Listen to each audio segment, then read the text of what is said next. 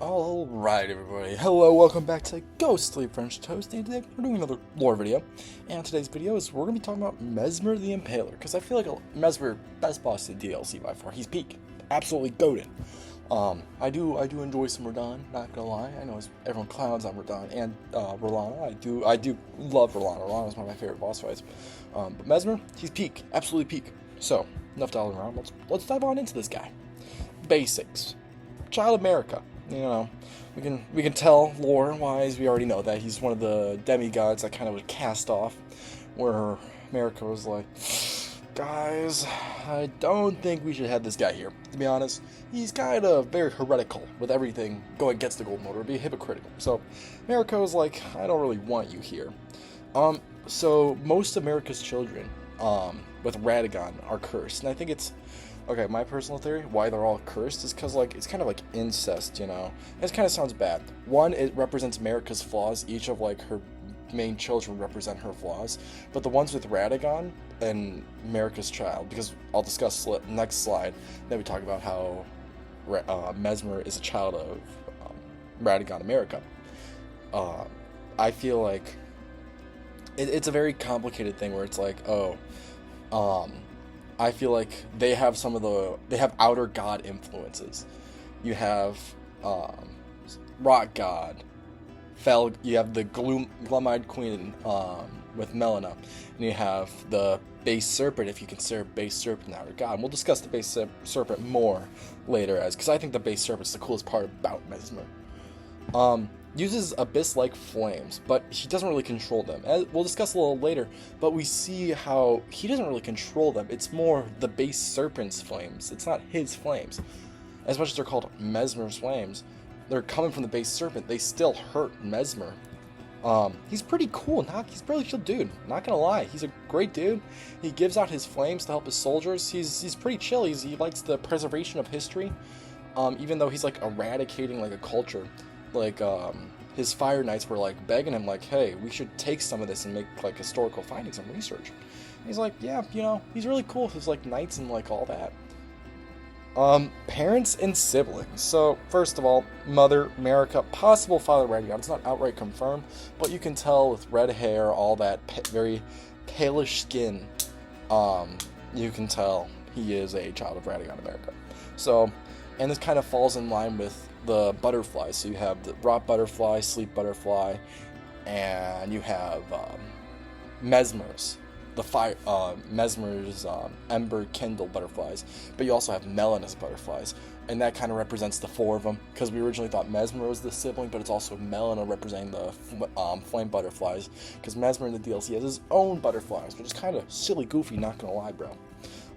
Oldest child, we know that Radahn looks up to Mesmer. He was like, dang, this guy was pretty chill, you know? Yeah, as I say, Radahn looked up to him. And confirmed sibling of Melina. Even though after the first big update of the DLC, it was kind of stated that in, like, Mesmer's description, like, or Mesmer's kindling, that his sibling also bore visions of fire to the Erdtree, and the only other person is Melina. So, kind of confirmed there. They deleted it, so it might not be canon, but I feel like everybody in the community right now considers it canon, so I'm considering canon myself, to be frank with you. Base Serpent. So I personally think this is the coolest part about Mesmer and his lore as a whole. He's cursed from birth, as all his other siblings are, like Melania, Mikola, Melina, and Mesmer. It's kind of funny, all those children are M names. I know it's all based off George R. Martin's initials, but I think it's all funny. All the America and Radagon people are, what's it called? They're based off just the letter M. I think that's a little silly, goofy thing. So he's cursed from the Base Serpent from birth. So we don't really know much about the Base Serpent. I personally think it's an outer god, because we know most of the children that have some kind of outer god influence. And so we have Scarlet Rock God. Mikola's basically a god. He's challenging he's challenging for the Elden Ring. Glum-Eyed Queen is basically a consort or an Empyrean of their outer god with black flames, death to all gods, whatever. and trying to basically burn everything up and bring back order in the world. And so it kind of makes sense that the base serpent is some kind of guy. We don't really know what. We don't really know much about the base serpent besides they make Mesmer kind of gets along. Like, he's got his two little buddies on him, and they're pretty chill. And friendly towards Mesmer, but we also know that the base serpent absolutely hates Marika because when Mesmer won, Mesmer has his fake eye that is basically a seal to keep the what's it called, base serpent or abyssal serpent in his body, not like basically taking control, how we see in the second phase of his fight. And I think that's a big thing where it's like, maybe Marika didn't really like this because many things, snakes were very heretical in the Golden Order's like lifespan. They were deemed as heretical in nature and all that. Another something, in Zuli the Witch video, I'll link it in the description. We see that one of the snakes Mesmer turns into, especially the white one, is just him.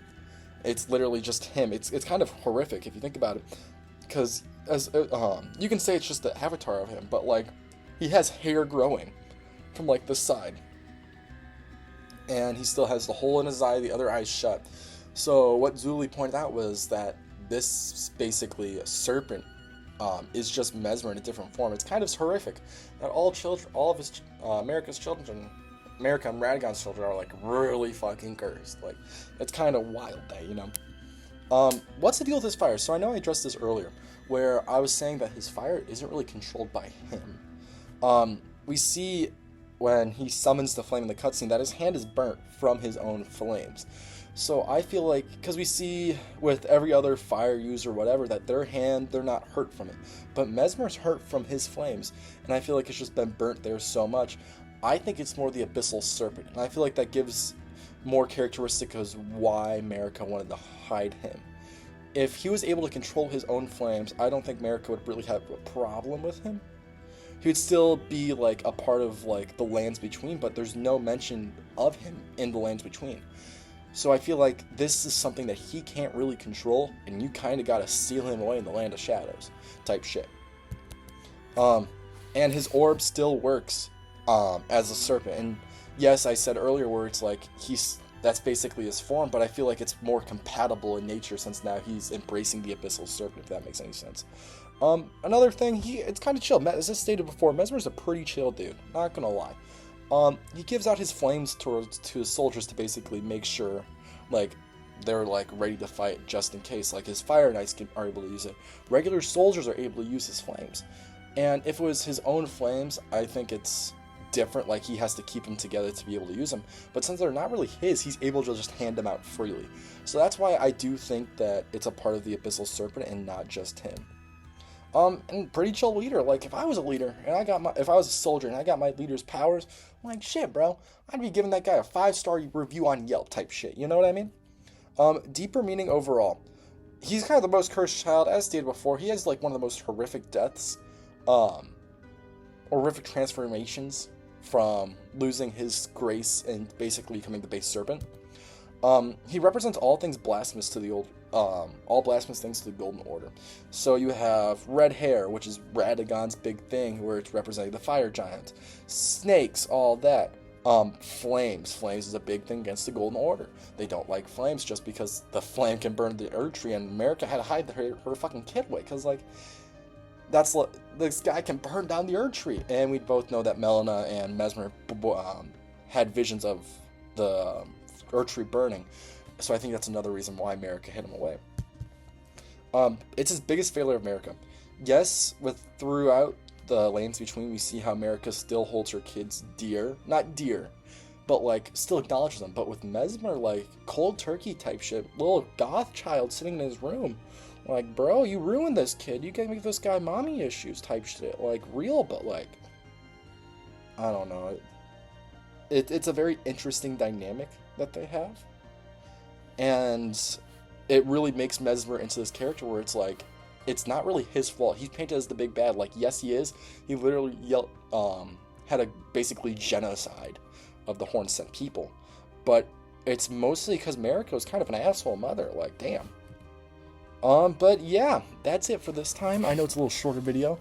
Thank you all for listening, and I know next week's video is going to be a lot interesting. I'll be talking about, it's something different, I'll give you a heads up. It's talking about Tyler's new album, Chromacopia, and how it is very similar to Mr. Morale, and how they basically paint the future of modern day rap. It's something different, but yeah, thank you all for watching, and I'll see you guys next time on Ghostly French Shows. Bye bye.